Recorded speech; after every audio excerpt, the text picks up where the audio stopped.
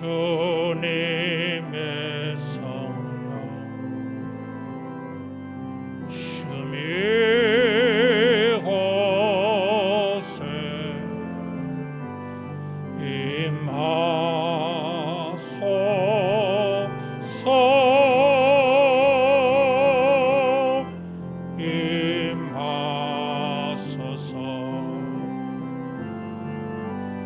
주님의 성령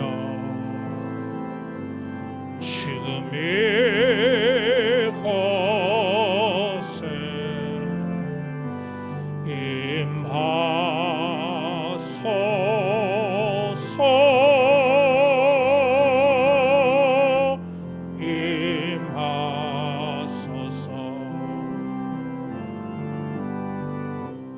할렐루야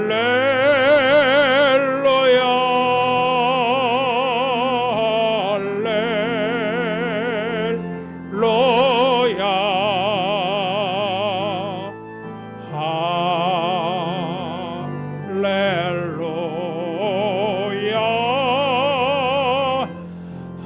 할렐루야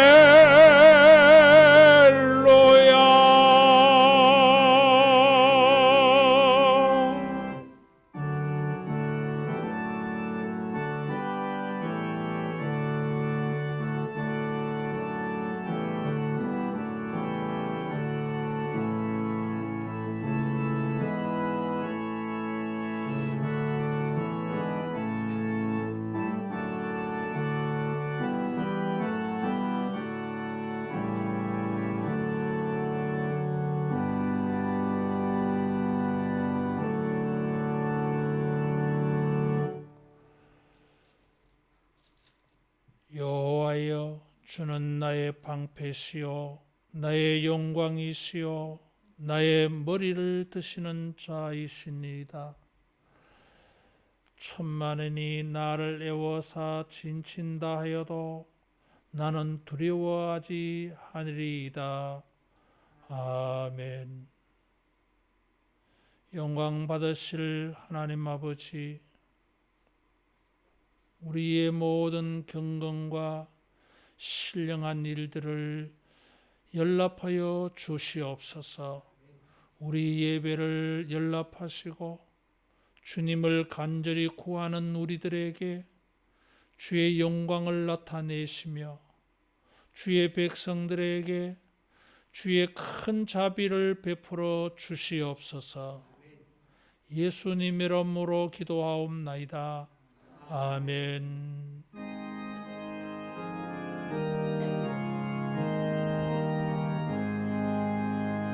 만복의 근원 하나님, 온 백성 찬송 드리고 저 천사여 찬송하세. 찬송 성부 성자 성령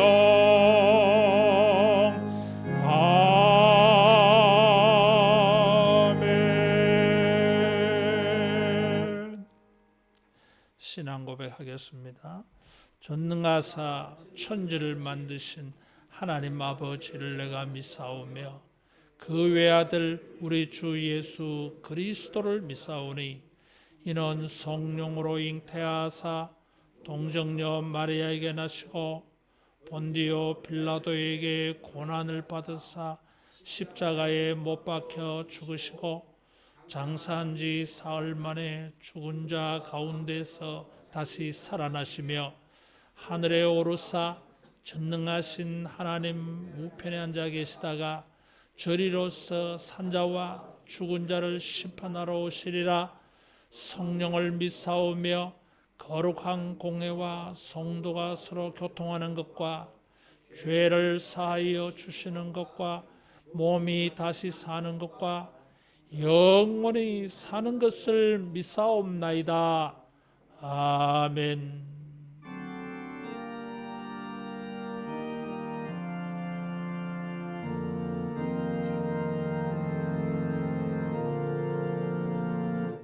하늘에 계신 아버지 이름 거룩하사 주님 나라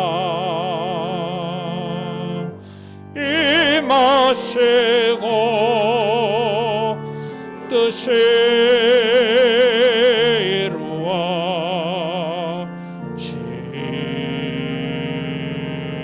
이루어지이다. 일용할 양 주시고 우리들의 큰 죄 다 용서하옵시고 또 시험에 들게 마시고 악에서 구원하소서. 대개 주의 나라 주의 권세 주의 영광 영원히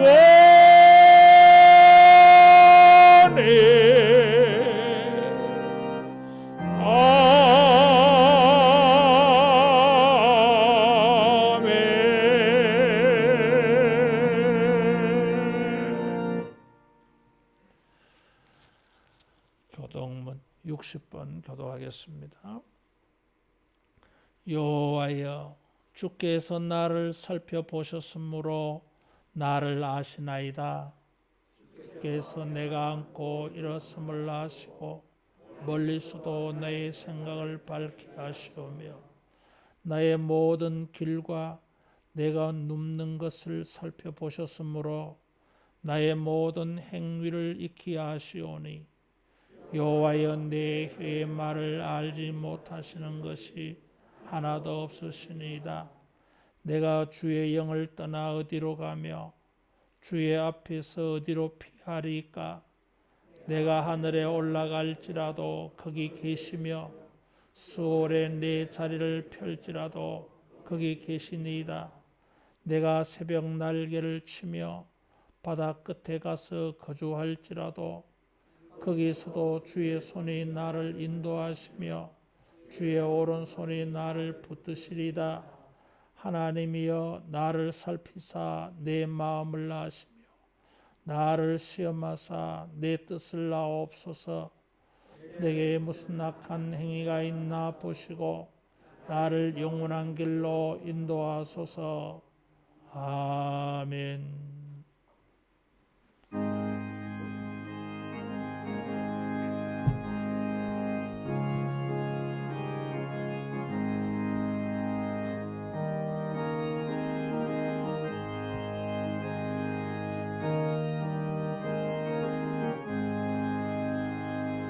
슬픈 마음 있는 사람 예수 이름 믿으며 영원토록 변함없는 기쁜 마음 얻으리. 예수의 이름은 세상의 소망이요 예수의 이름은 천국의 기쁨일세. 거룩하신 주의 이름 너의 방패 삼으라. 환난 시험 당할 때에 주께 기도드려라. 예수의 이름은 세상의 소망이요 예수의 이름은 천국의 기쁨일세. 존귀하신 주의 이름 우리 기쁨 되도다.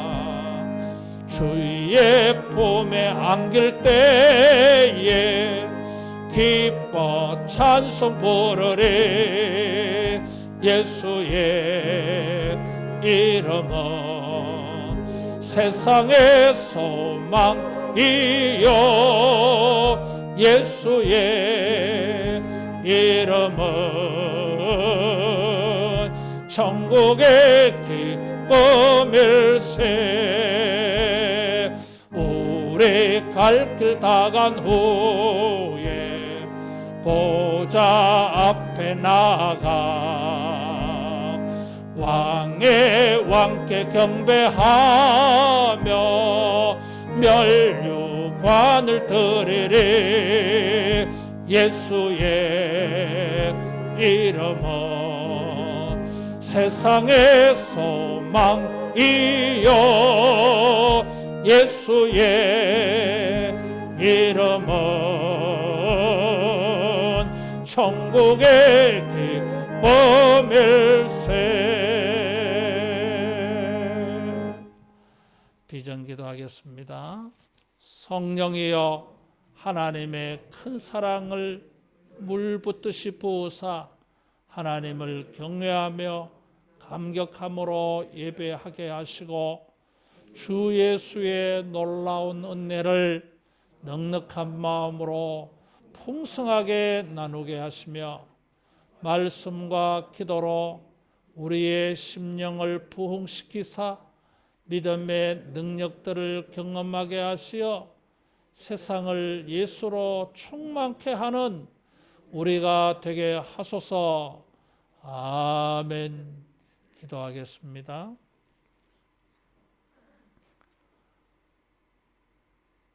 모든 은혜를 베푸시기를 기뻐하시는 하나님 아버지, 우리의 죄와 허물을 영원토록 용서하시고 하나님의 친백성, 하나님을 아빠 아버지라 부르는 은혜를 주셔서 감사합니다. 하나님의 큰 은혜를 잊고서도 믿음을 지키지 못하고 순종하지 못한 우리의 모든 허물과 죄를 이 시간도 용서하여 주옵소서. 우리 심령을 정결하게 씻어 주시옵소서. 우리 믿음을 회복시켜 주사 주님을 예배할 때에 온전히 하나님이 연락하시며 우리를 축복하시는 은혜가 있게 하여 주옵소서. 주여, 우리 영혼의 거룩한 것을 회복시키시며 믿음의 능력들을 회복시켜 주옵소서. 우리의 간구와 기도에 응답하여 주옵소서. 우리 영혼의 간절한 소원을 응답하옵소서. 사랑하는 주의 백성들에게 평안을 주시며 형통함을 주시며 창대케 되는 은혜를 주옵소서.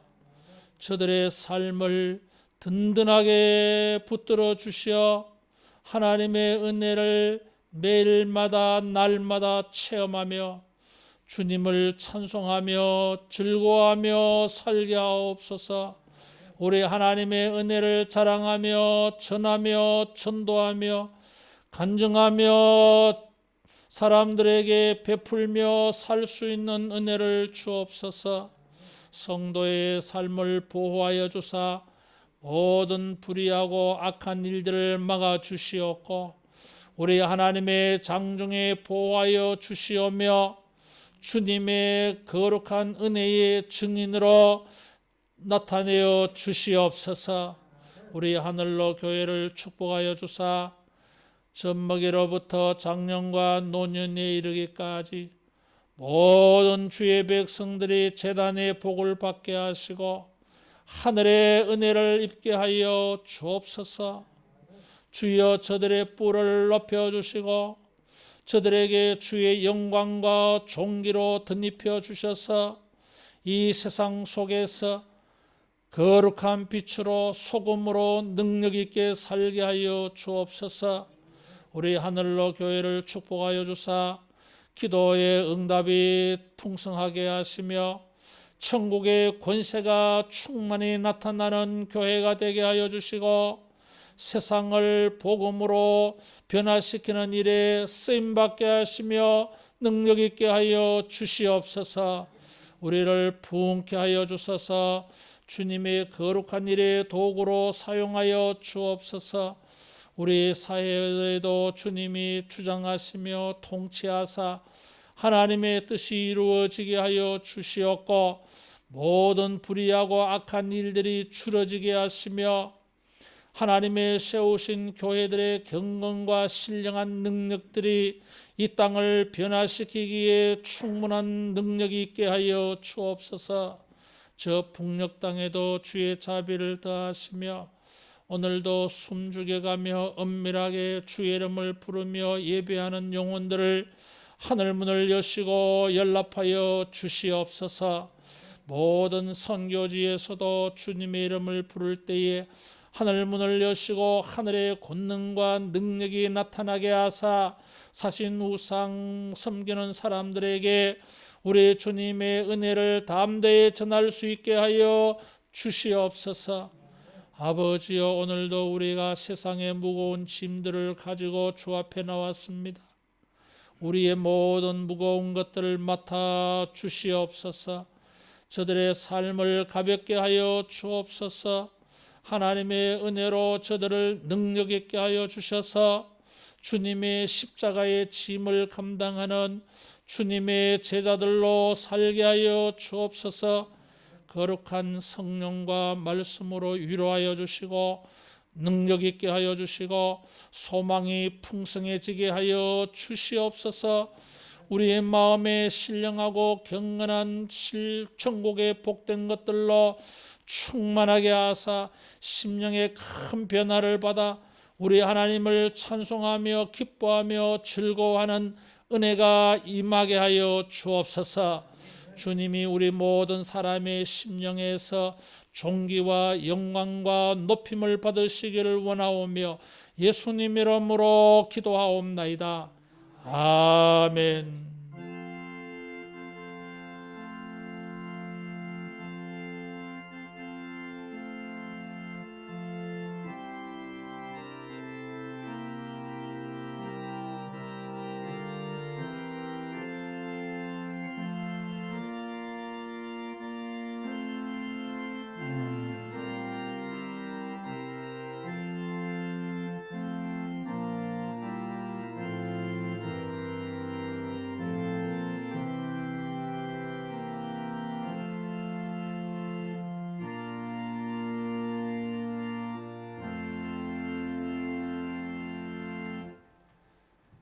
하나님 말씀 마태복음 5장 4절 말씀 우리 함께 봉독하겠습니다.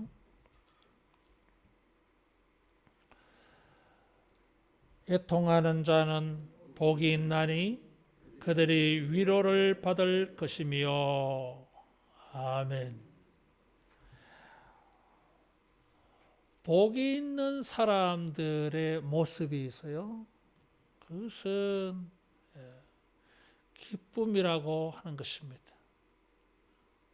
행복한 사람들의 얼굴에는 웃음이 있고 미소가 있어요.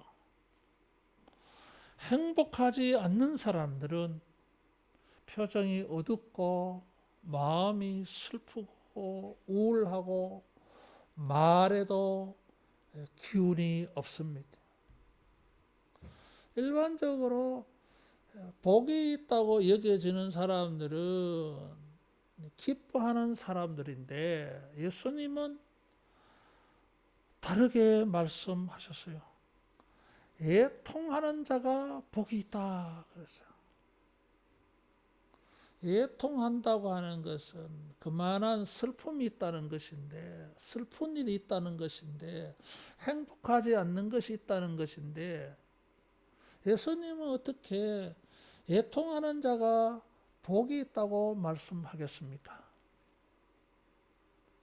애통해야 한다고 하는 것은 고린도후서 12장 21절에 이 단어가 사용되어질 때는 심히 근심했다고 하는 표현으로 사용되고 있어요.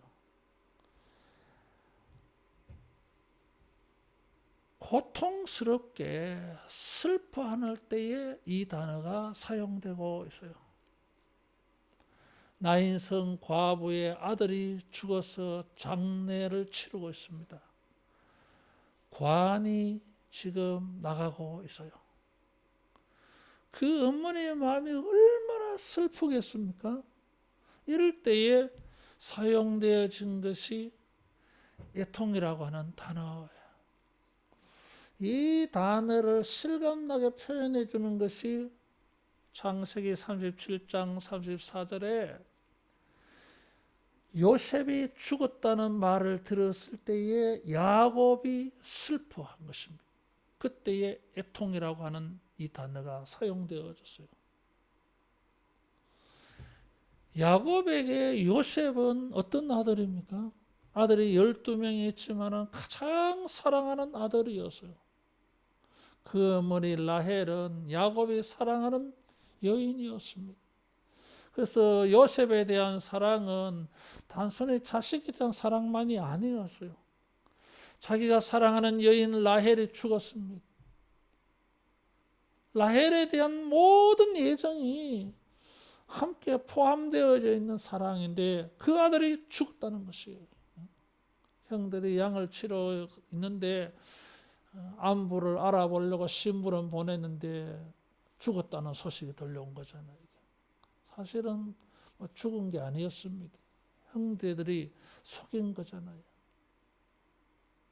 야곱에게는 막 청청백력 같은 소리고 하늘이 무너지는 소리고 더 이상 이 인생을 살아갈 수 없는 힘이 다 사라져버리는 인생의 어떤 기쁨도 즐거움도 이제는 끝이 나버린 이런 슬픔이 바로 이 애통이라고 하는 단어입니다.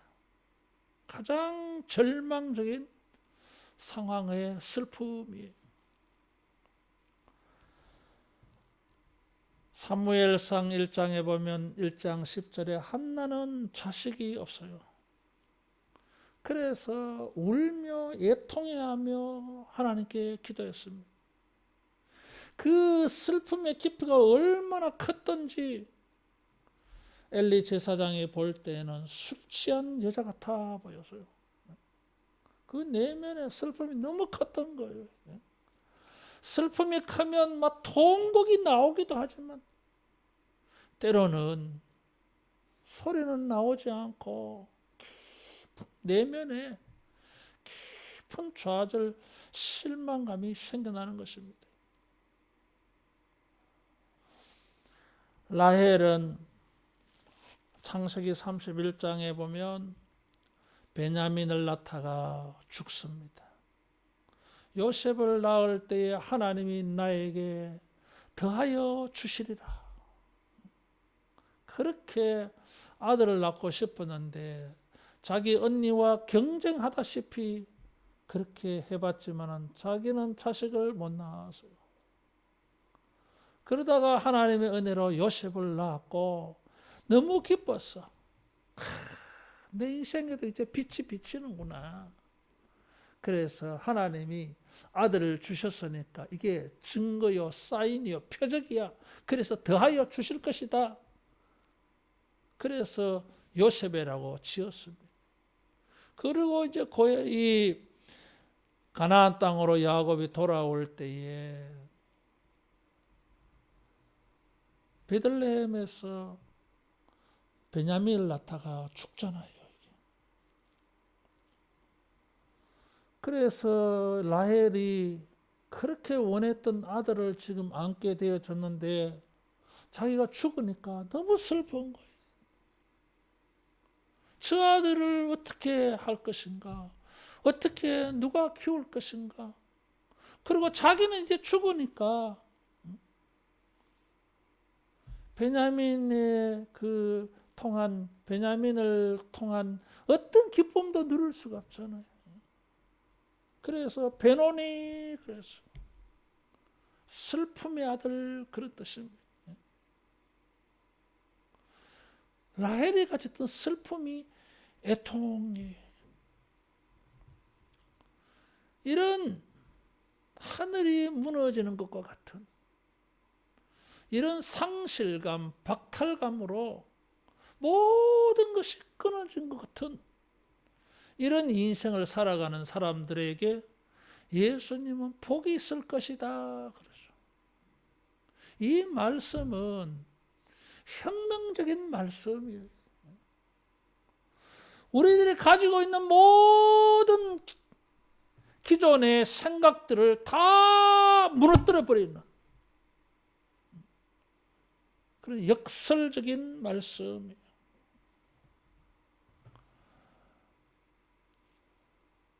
우는 자가 복이 있다고 하는 것입니다. 누가복음 6장에는 누가는 이 말씀을 애통하는 자는 복이 있나니 하는 것을 우는 자는 복이 있나니 그렇게 했어요. 그리고 지금 복이 있다고 말했어요. 헬라 사람들에게 누가는 복음을 전했습니다. 헬라 사람들 가운데 어떤 사람은 쾌락이 복이라고 여기는 사상이 있었어요. 금욕과 절제가 선이다 복이라고 여기는 한 무리의 사람들이 있는가 하면 다른 한편으로는 헬라 사회의 사람들은 쾌락이 복이다 선이다 그렇게 여기는 사람들이 있었어요. 그 사람들을 향해서 이런 사고방식을 가지고 살아가는 사람들, 이런 세계관을 가지고 살아가는 사람들, 이런 사상을 가지고 살아가는 사람들에게 우는 자들이 복이 있다고 말한 것은 청천벽력 같은 말이에요. 사실 생각해 보면 우리 인생은 애통으로 슬픔으로 우울함으로 근심으로 가득 차 있습니다. 속에 근심 밖에 걱정 이게 우리 인생이잖아요. 근심 걱정 없는 사람이 어디 있겠습니까? 남몰래 눈물 흘리는 일이 없는 사람이 누가 있겠습니까? 모든 인생은 애통하는 인생이에요. 예수님께서 이런 우리들을 찾아와 주셔서 선언해 주신 것입니다. 네가 울고 있느냐? 내가 너를 위로해 줄 것이다. 네가 애통해하는 인생이냐? 네가 복이 있어. 이렇게 말씀해 주신 것입니다. 사랑하는 성도 여러분, 애통해하는 우리 인생에게 주님이 주시는 이 위로가 주님이 주시는 복이 있기를 축원합니다. 누가는 지금 위로를 받을 것이며 그렇게 말하는데 마태는 위로를 받을 것이며 미래로 표현을 했어요. 그래서 이 복은 종말적인 면이 강합니다. 참고로 팔복을 말씀하셨는데 첫 번째에서 네 번째 복은 종말론적인 선언이에요. 다섯 번째에서 여덟 번째까지는 이런 종말론적인 이런 하나님의 복을 받고 있는 사람들이 현재 무엇을 해야 되느냐 윤리적인 명령이 다섯 번째에서 여덟 번째는 들어가 있어요. 종말론적으로 하나님의 이런 복을 받는 사람들은 어떻게 살아야 될 것인가 하는 것이 다섯 번째에서 여덟 번째예요. 우리 인생에는 이런 슬픔과 근심과 애통하는 일이 가득 차 있습니다. 없는 사람이 없습니다. 주님은 이런 사람들에게 복이 있을 것이라 그랬어요. 위로가 있을 것이라 그랬어요. 따라하겠습니다. 복 있는 사람으로, 위로가 있는 사람으로, 복이 있는 사람으로, 위로가 있는 사람으로 살아야 됩니다. 이 애통과 슬픔은 하나님의 위로를 만나게 해주는 통로예요. 우리의 눈물은 하나님의 복을 만나는 기회가 되어질 수 있습니다. 그래서 주님은 애통이 하나님의 복의 통로라고 말씀하고 계시고, 주님은 이 눈물이 하나님의 위로를 만나는 기회라고 말씀하고 있어요. 애통하는 것이 많습니다. 야곱과 같이, 라헬과 같이, 한나와 같이 원하는 것을 얻지 못해서 슬프고, 또 가장 사랑하는 것을 잊어버렸기 때문에 그 상실감, 박탈감에서 오는 슬픔이 있어요. 어떤 사람은 사랑하는 가족을 잃어버리고, 어떤 사람은 자기가 사랑하는 기회와 직업을 잃어버리고, 어떤 사람은 사랑하는 돈을 잃어버리고, 어떤 사람은 건강을 잃어버리고, 어떤 사람은 삶의 기회가 잃어버려지는, 그래서 슬픔을 가질 수 있습니다. 여러분, 이럴 때에 주님의 위로를 만날 수 있기를 축원합니다. 그 슬픔의 일들을, 상실과 박탈감의 일을 가지고 우리를 위로하시는 주님을 만나는 사람이 복이 있는 사람인 것입니다. 이런 일이 있음에도 불구하고 주님을 만나지 못하면 그게 불행한 것입니다. 잃어버린 것이 우리를 불행케 하는 것이 아니라, 그것 때문에 주님을 만나지 못하는 것이, 주님의 위로가 없는 것이 불행인 것입니다. 인생이 범죄함으로 말미암아 우리 인간에게는 이 슬픔의 저주가 임했어요. 주님이 오신 것은 이런 슬픔의 저주를 거두어 내려고, 이런 슬픔 속에서 기쁨을 주시기 위하여서 주님이 오신 줄로 믿습니다. 때로는 어떤 사람은 죄로 말미암아 애통해합니다. 육신의 일이 파산되어진 것도 슬프지만은 자기의 믿음이 무너진 것, 죄로 말미암아 자기의 경건이 무너진 것 때문에 영적으로 슬퍼하잖아요. 회개의 슬픔이 있어요. 여러분, 회개의 애통, 회개의 슬픔에 주님의 용서와 사랑의 위로가 있을 줄로 믿습니다. 성경은 그것을 증거해 주는 것입니다. 세 번째로, 어떤 사람은 의인의 믿음을 지키다가 불의한 세상 속에서 고난을 당하여 슬픔의 일을 만날 수가 있어요. 따라하겠습니다. 의인의 슬픔. 의인의 슬픔이 있어요. 사도 베드로는 핍박당하는 성도들을 위로하면서 저 소돔과 고모라의 불의한 행실로 말미암아 애통해하는, 고난당하는 의로운 롯을 하나님이 구원하셨다, 위로하셨다고 말했어요.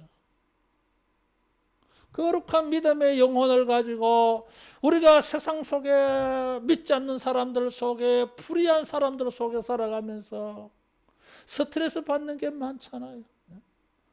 그 스트레스가 지나쳐서 슬픔이 될 때가 있어요. 나는 믿음을 지키면서 이렇게 바둥바둥 사는데 나는 고난이 많아, 억울한 일들이 많아. 그런데 불법을 행하고 속이면서 정직하지 못하게 나는 사람을 이용하는 저 사람들은 뭐 형통한 것 같아. 속상하지. 살맛 안 나지 뭐.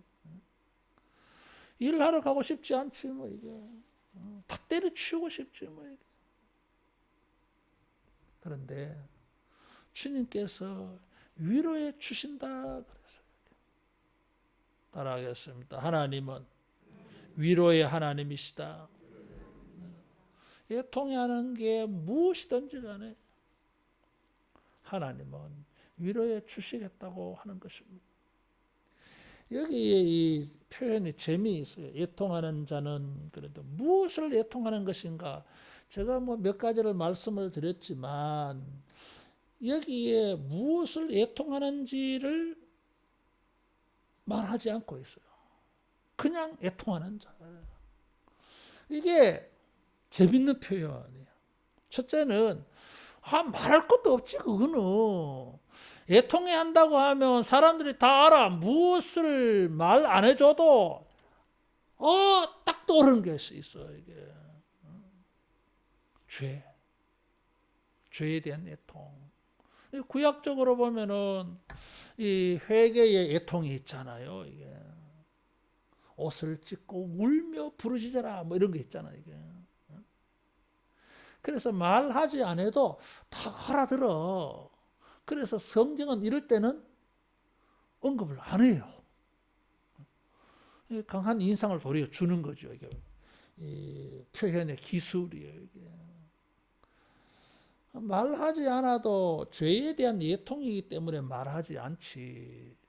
근데 또 역으로 보면 그것을 특정하지 않았다고 하는 것은 우리 인생들이 가지는 모든 예통을 다 말해요. 이게 사람들마다 예통하고 슬퍼하는 것이 제각 다를 수 있어요. 이게 그 모든 것이 다 포함되어진다 그런 뜻이에요. 우리가 슬퍼하는 것이 그 배경이 그 이유가 무엇이든지 간에 어떤 이유에서든지 애통해 하느냐 슬프냐 울고 싶으냐 눈물이 나느냐 주님은 내가 위로해 줄게 라고 말씀하시는 것입니다. 따라하겠습니다. 주님의 위로가 있다. 위로를 받을 것이며 그랬어요. 이 표현은 수동태예요, 여러분. 그러면 누가 우리를 위로해 주는 것인가? 이게 표현이 돼야 되는데 그 주체가 없어요, 또. 여러분, 있어야 되는데 그런 표현이 없다고 하는 것은 어떤 의미라 그랬죠? 그 말해서 뭘 해? 당연히 주님이 우리를 위로하지. 너무나 그 주어가 분명하기 때문에 생략해버리는 거예요. 따라하겠습니다. 하나님이 위로하신다. 하나님이 위로하십니다. 너무나 당연한 말이기 때문에 하나님이 위로하신다고 하는 걸 빼버린 거예요. 이게. 예수님이 위로하신다는 걸 빼버린 거예요. 이게. 성령님이 위로한다고 하는 것을 빼버린 거예요. 너무나 당연한 말이기 때문에. 이것을 신적 수동이라고 그래요. 이게. 하나님이 위로하신다고 하는 것입니다. 근데 예수님이 이 말씀을 하실 때는 고린도후서 1장 3절에 바울은 고린도 교회에 편지하면서 모든 위로의 하나님, 모든 자비의 하나님 이 표현을 썼어요.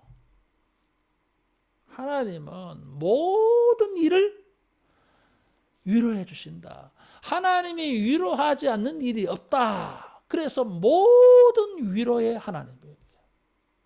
그런데 지금 위로를 받을 것이며 이 말씀을 애통하는 자는 복이 있나니 그들이 위로를 받을 것이며 할 때는 예수님 자신이 위로해 준다는 표현이에요. 이게.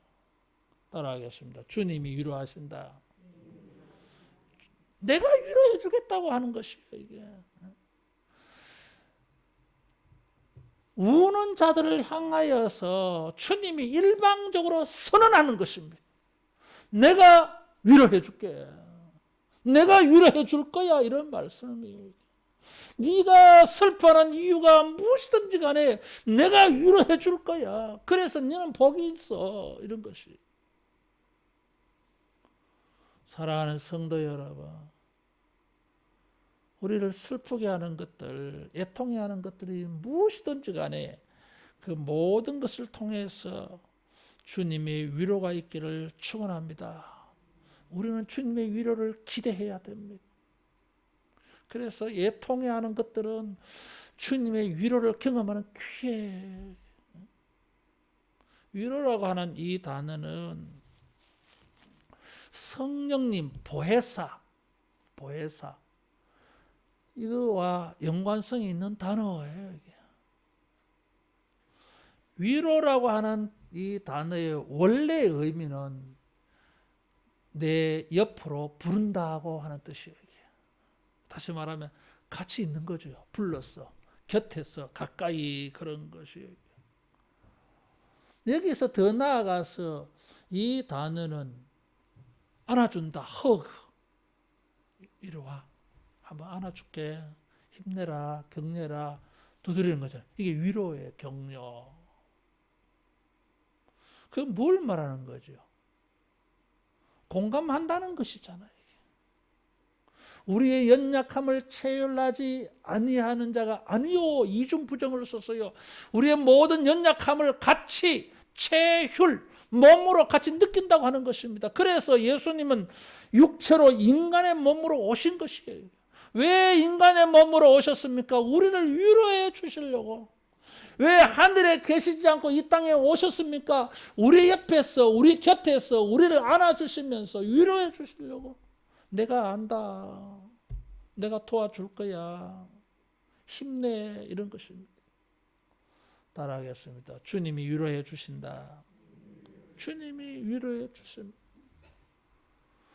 고린도후서 1장 3절 말씀이 우리 주 예수 그리스도의 하나님이시요 자비의 아버지시요 모든 위로의 하나님이시며 이 말을 하면서 뭐라고 시작했냐면 찬송하리로다 이렇게 시작했어요. 고린도후서는 많은 고난을 당한 사도 바울의 자서전적인 성경이 고린도후서예요. 그가 사도로 행하면서 얼마나 어떤 고난을 당했는지 쫙 풀어놨어요. 세상에 구경거리, 만물의 찌꺼기같이 되어버린 인생이 11장에는 그가 얼마나 고난을 당했는지 막 이야기하죠. 강의 위험, 강도의 위험, 거리의 위험, 도시의 위험 3번이나 죽을 뻔했고 말이야. 태장을 맞아가지고 정말로 막 한 구절 한 구절 읽을 때마다 평소에는 그게 안 느껴지는데 고난을 당한 중에 고린도후서를 읽어보면 한 구절 한 구절에만 눈물이 툭툭 떨어져요. 나만 이렇게 고생당한 줄 알았는데 바울도 이런 고생을 했구나. 그러면서 사도 바울의 그 믿음을 우리가 보게 되어져요. 그 성경을 기록하면서 시작하면서 1장 2절, 1절과 2절은 인사하거든. 진짜는 이제 3절부터 시작이에요, 이게. 찬송하리로다 그렇게 시작했어요. 많은 고난을 당하여서 살 소망까지 끊어졌다 그래서요. 죽고 싶은 거지 이게. 그런 그가 찬송하리로다. 우리 주 예수 그리스도의 하나님이시며 모든 자비의 하나님이시며 모든 위로의 하나님. 사랑하는 성도 여러분, 우리를 슬프게 하는 애통해 하는 모든 것에서 이런 주님의 위로를 만나기를 축원합니다. 그 위로해 주면 결론이 무엇이에요? 결과가 그것은 구원이에요. 슬프게 하는 모든 것에서 하나님은 슬픔이 되는 원인들을 제거해 주시고 그래서 구원의 은혜가 있어요.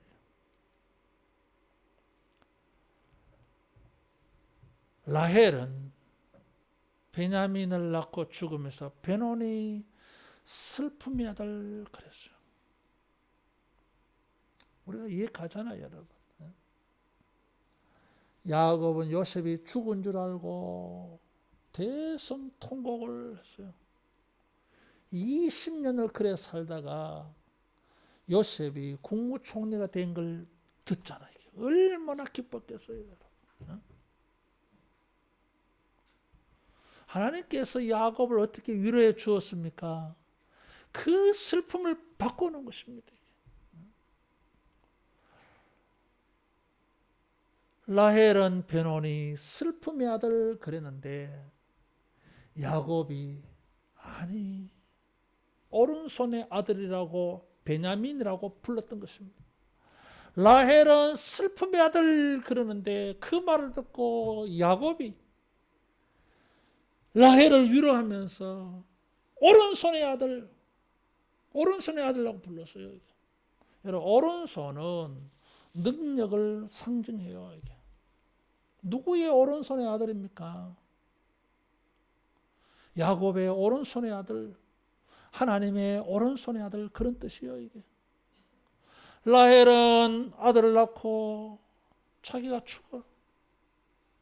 너무너무 슬퍼. 저 아이를 누가 돌볼 것인가? 야곱이 오른손의 아들, 내가 이 오른손으로 저 아이를 돌볼 거야. 라헬 걱정하지 마라 이거지. 더 나아가서 그 주어를 생략해 버렸어요. 이게 누구야 오른손인지 말 안 해. 이게 누구야 오른손이겠어요? 말할 것도 없이 하나님의 아들. 지난 20년 동안 환난길에서 야곱을 하나님이 오른손으로 붙들고서 보호해 주었어요. 이게. 나의 환난길에서 나를 오른손으로 붙들어 주신 그 하나님이 그 오른손으로 이 베냐민 슬픔의 아들도 붙들어 주실 거야. 걱정하지 마세요. 걱정하지 마시라 이거지. 따라하겠습니다. 하나님이 오른손으로 붙들어 주신다. 그게 위로지. 아무데도 도움을 얻을 수가 없어요. 도움을 받을 데가 없어요. 이게. 그래서 베노니야 이게. 슬픔의 아들. 하나님이여 나는 베노니입니까? 베냐민입니까? 내가 나를 봤을 때에는 베노니이지만 주님이 보실 때는 아니야 베냐민이야. 나의 능력의 오른손으로 내가 붙들 거야. 여러분 주님의 이 위로가 있어지기를 축원합니다. 억만 죄악 가운데에서도 애통해하며 옷을 찢으며 회개하는 자들은 기꺼이 주님은 기쁜 마음으로 용서해 주신다고 약속해 주셨어요. 회개하는 자는 어떤 자든지 간에 주님은 다 용서해 주신다 그랬어요. 사랑이 회복되어지는 것입니다. 여러분 우리의 이 죄에 대한 애통에 대하여서까지 주님이 주시는 위로가 있기를 축원합니다. 어떤 사람들은 불의한 세상으로 말미암아 애통해한다 그랬어요. 의인을 녹과 같이. 세상이 이래서 되겠느냐 이거지. 그래서 슬퍼. 그런데 하나님은 위로해 주셔서 반드시 정의가 이기게 해 주실 줄로 믿습니다. 하나님의 이 위로의 약속을 이사야가 일찍이 보았어요. 우리 성경 찾아보겠습니다. 이사야 61장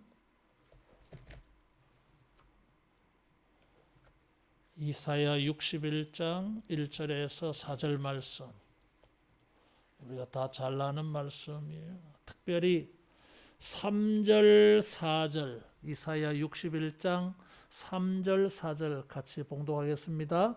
무릇 시온에서 슬퍼하는 자에게 화관을 주어 그 죄를 대신하며 기쁨의 기름으로 그 슬픔을 대신하며 찬송의 옷으로 그 근심을 대신하시고 그들이 의의 나무 곧 여호와께서 심으신 영광을 나타낼 자라 일컬음을 받게 하려 하심이라. 그들은 오래 황폐하였던 곳을 다시 쌓을 것이며 옛부터 무너진 곳을 다시 일으킬 것이며 황폐한 성읍 곧 대대로 무너져 있던 것들을 중수할 것이며. 3절에 시온에서 슬퍼하는 자들,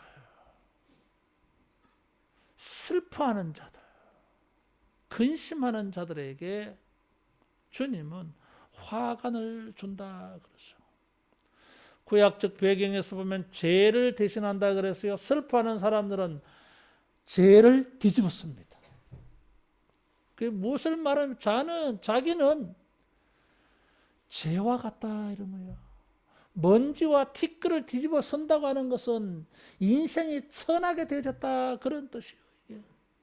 자기는 다 태워져서 가치가 없는 죄예요. 이게.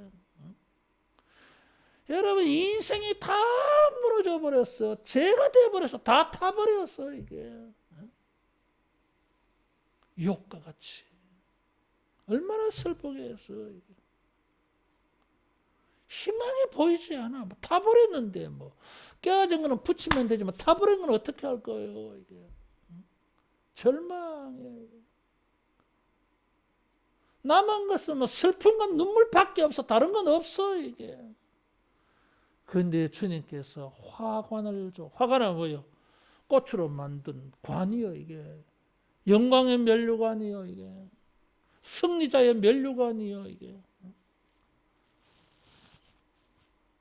얼마나 기쁘겠어요. 이사야가 이걸 예언해 주었어요.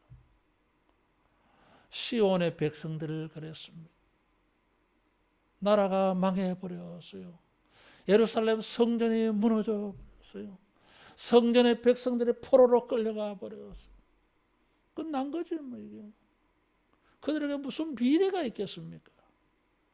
그런데 그런 것을 이사야가 환상과 비전과 예언을 통해서 놀라운 것을 보았어요. 회복을 본 거예요.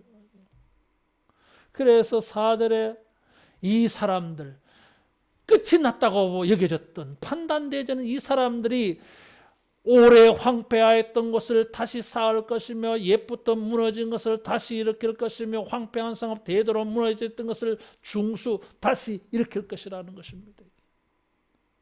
하나님의 위로의 결국을 보게 만들어 줍니다. 단지 하나님의 위로는 우리의 감정만 기분만 바꾸는 게 아닙니다. 이게. 우리의 마음만 바꾸는 것이 아니라 우리의 심령이 회복되어지게 위로해 주실 뿐만 아니라 우리의 그 육신의 삶에도 하나님의 회복케 하는 은혜가 있을 줄로 믿습니다. 그래서 완벽한 온전한 진정한 위로가 되게 하시는 것입니다.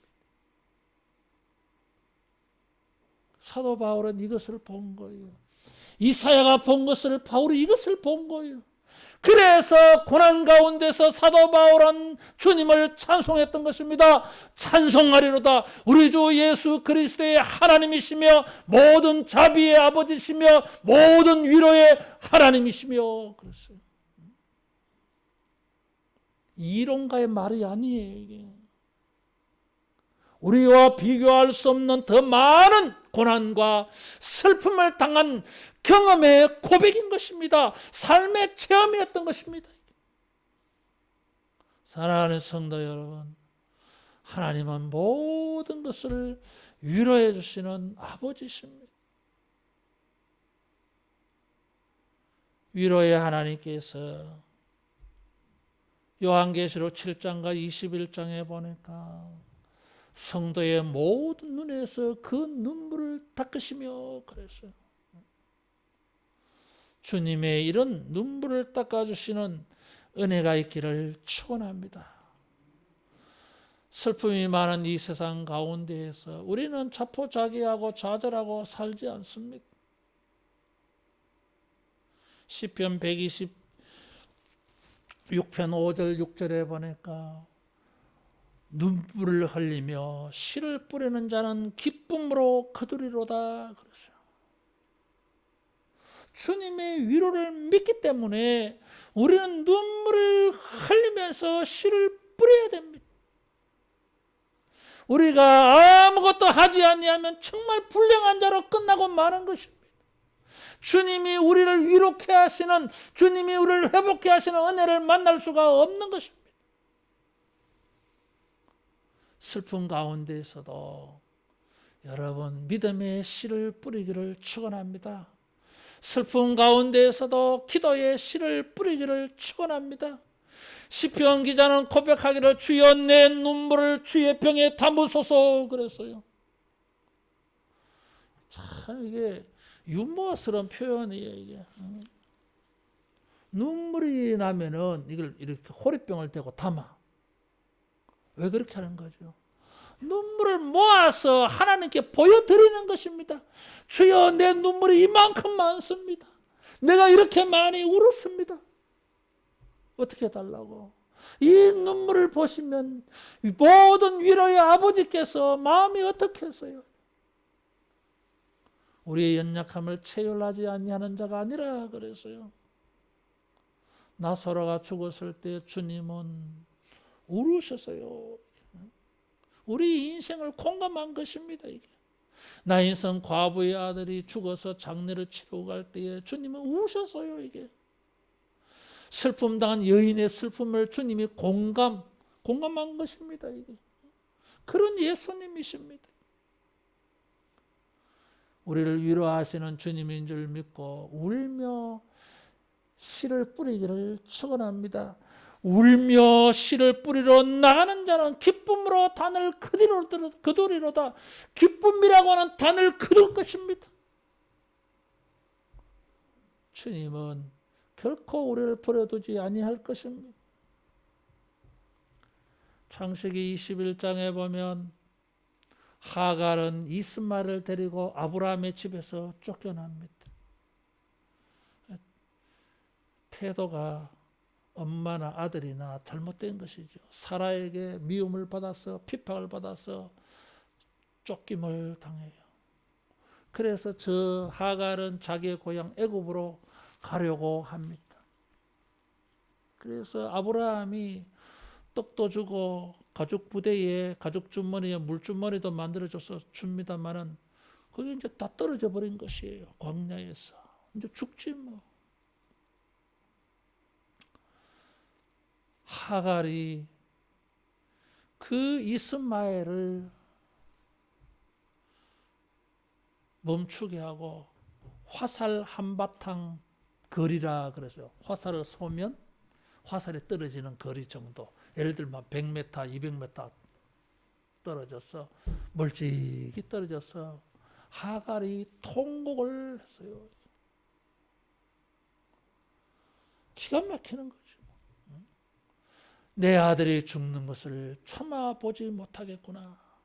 아들 앞에서 엄마가 울 수가 없는 거야, 이게. 뭐, 그게 어머니 마음이지. 그게 부모 마음이지. 뭐. 자식이 눈물 안 보이고 싶지. 그래서 몰래 울지. 뭐. 우리 그럴 때 많잖아요. 그래서 아들이 죽는 것을 참아보지 못하겠구나. 자기 죽는 거는 뭐 좋다 이거지. 그래서 통곡을 했어요. 근데 성경에는 표현이 참 재미있어요. 이게. 창세기 25장 16절에는 하갈이 통곡을 하는데 17절에는 하나님이 그 아이의 소리를 들으시고 하나님이 자기 사자를 보냈어요. 그러면 하나님이 하갈의 통곡을 들어야 되는데 통곡한 사람은 하갈인데 하나님이 들은 것은 아이의 소리를 들었다 그랬어요. 자, 그럼 상상을 그림을 그려보세요. 자, 엄마는 저기 떨어져 있고 광야니까 뭐 우는 소리 100m 떨어져 있어도 안 들리겠어. 뭐. 엄마가 우는 소리 멀리서 아들이 들었는데 아들은 뭐 엄마가 저 멀리 떨어지니까 겁도 나기도 하고 뭐. 또 눈치를 가만히 보니까 물도 떨어졌고 뭐 먹을 것도 떨어졌고 뭐 이제 죽을 것 같고 뭐 죽음이 뭔지 잘 모르는 나이긴 하지만은 그래도 뭔가 상황이 심상치 않아 지금. 그래서 이스마엘도 울었겠지 뭐. 누가 들었어요? 엄마가 듣고 아들만 들었습니까? 아니, 하늘에 하나님께서 들으셨어요. 그래서 사자를 보내었어요. 그들에게 물을 공급해 주었어요. 그들을 축복해 주셨어요. 하나님은 모든 위로의 하나님이십니다. 우리가 슬퍼하는 것이 무엇이든지 간에 영적인 것이든지 육체적인 것이든지 개인적인 것이든지 공동체적인 것이든지 우는 인생들을 주님은 은혜를 베풀어 주시기 위하여 오셨어요. 우리에게 통하는 모든 일에 주님의 위로가 있고 주님의 구원이 있고 그 슬픔이 변해서 기쁨이 되는 이런 일이 만나지기를 축원합니다. 사도 바울은 우는 자들과 함께 울고 기뻐하는 자들과 함께 기뻐한다고 로마서 12장 15절에 말했어요.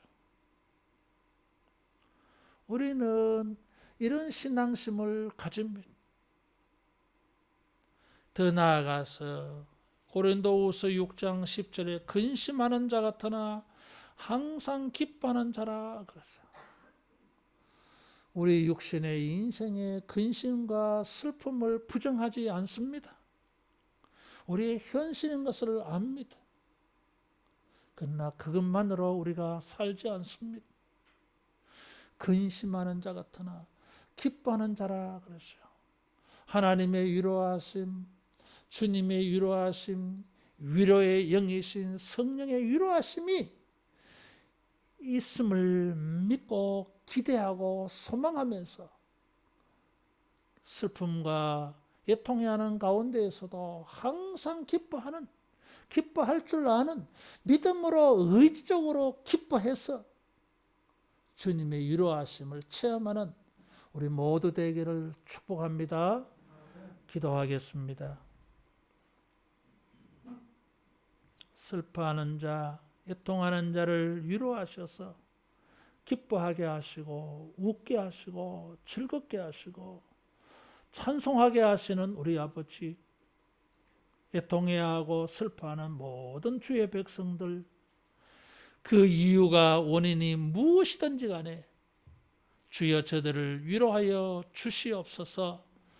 저들의 마음을 주님이 붙들어 주시고 눈물을 닦아 주시고 주여 감정과 기분과 만만의 일이 아니라 우리의 육신적으로 실제적으로도 모든 슬픔의 일에서 벗어나서 주님이 응답하시고 축복하시는 기쁨의 일들이 우리에게 경험되게 하여 주옵소서. 모든 자비의 아버지, 모든 위로의 아버지, 주님이 위로하여 주시옵소서. 예수님 이름으로 기도하옵나이다. 아멘. 찬송 191장 부르면서 헌금하겠습니다.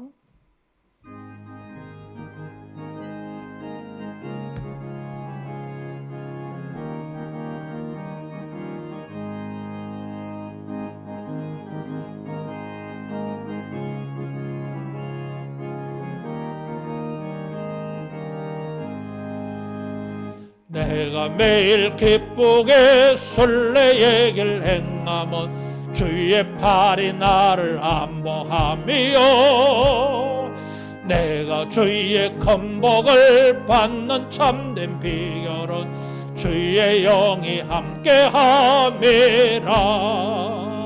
성령이 계시네 할렐루야 함께 하시네.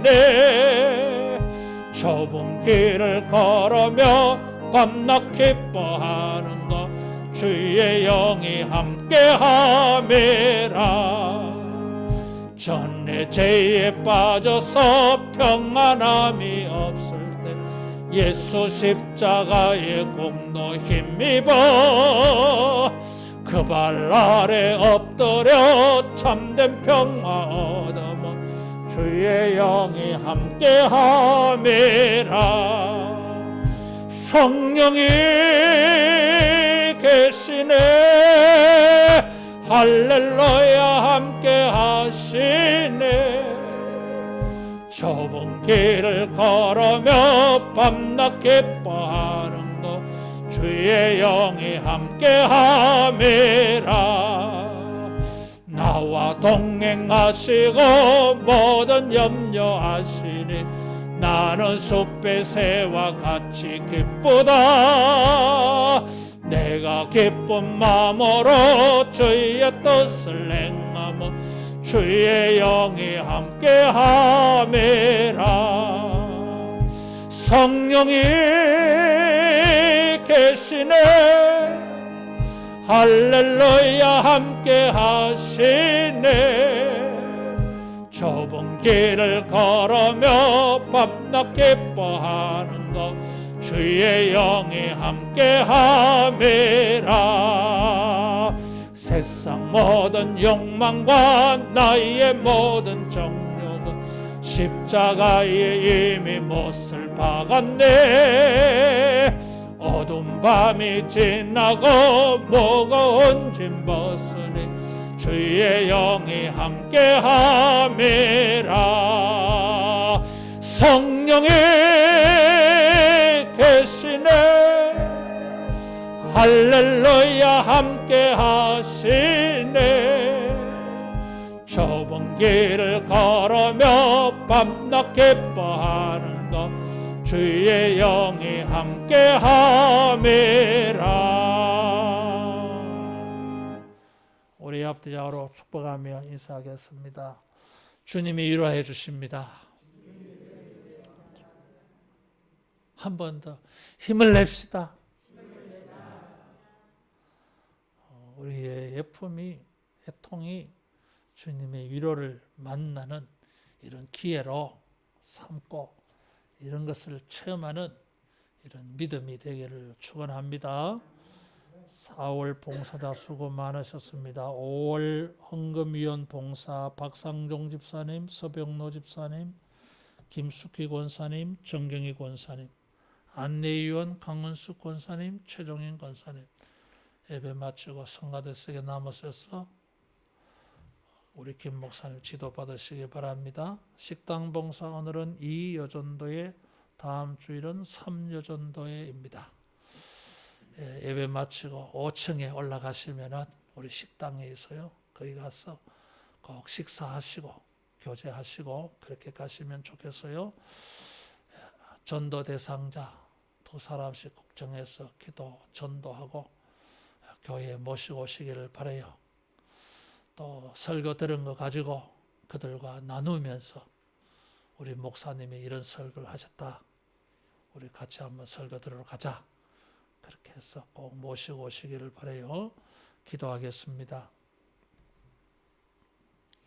하나님 아버지, 헌금할 수 있는 은혜를 주시고 헌신 봉사할 수 있는 은혜를 주셔서 감사합니다. 믿음으로 소망을 가지고 행했습니다. 혹이라도 부족한 거 정결케 하여 주시고 하나님 연락해 주셔서 이 모든 헌금과 이 헌신에 주여 증거하여 주시옵소서. 아버지의 사랑을 나타내어 주시고 우리를 축복하심을 나타내어 주시고 주여 보상해 주시고 응답해 주셔서 우리 헌금과 헌신의 믿음의 일에 위로가 되고 격려가 되게 해 주옵소서. 주님의 위로하심이 필요합니다. 주님의 격려가 필요합니다. 주님의 축복하심이 필요합니다. 우리 하나님 은혜 베풀어 주셔서 이 한 주간도 승리하며 찬송하며 우리 하나님을 자랑하며 간증하며 살게 하여 주옵소서. 숨겨진 은혜를 만나게 하여 주시고 사랑하는 자들을 위하여 예비하신 기적 같은 은혜를 만나게 해 주셔서 우리 모두가 위로받는 이 한 주간 되게 하여 주옵시고 하나님의 위로하심이 날마다 일마다 때마다 차고 넘치는 복된 삶이 되도록 주여 은혜를 베풀어 주시옵소서. 예수님 이름으로 기도하옵나이다. 아멘. 모두 일어나서 할라에서 백두까지 찬송하겠습니다.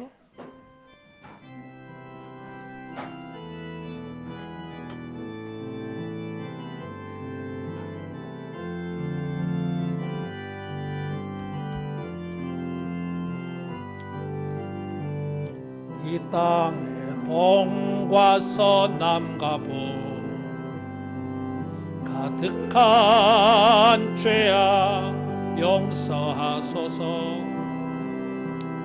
모든 우상들은 무너지고 주님만 높이는 나라 되게 하소서.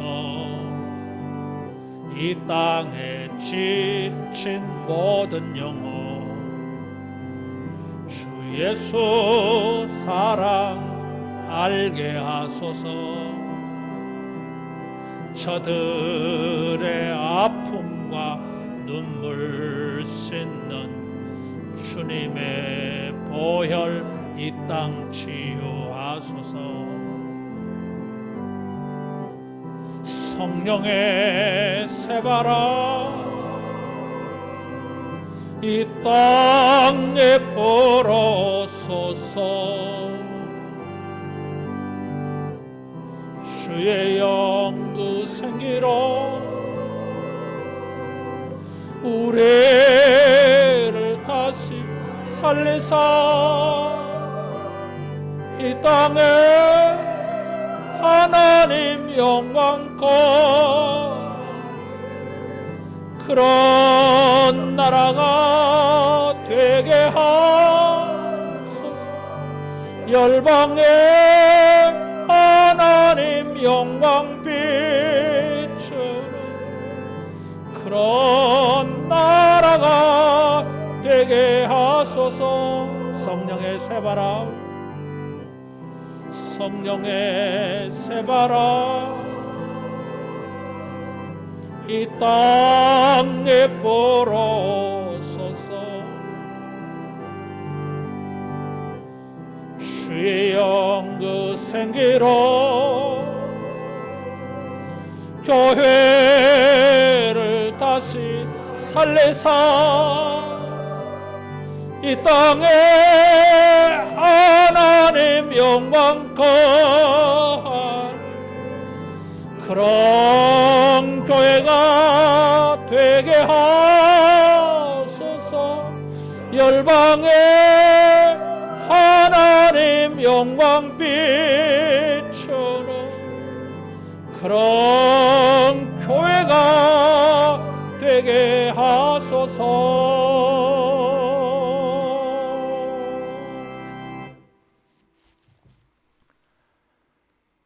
주 예수 그리스도의 은혜와 하나님의 사랑하심과 성령님의 교통케 하심과 위로하심과 충만 역사하심이 애통하는 모든 일들을 통하여 우리 하나님의 위로하시는 은혜를 기대하고 소망하는 모든 주의 백성들에게 영원토록 함께 있을지어다. 아멘.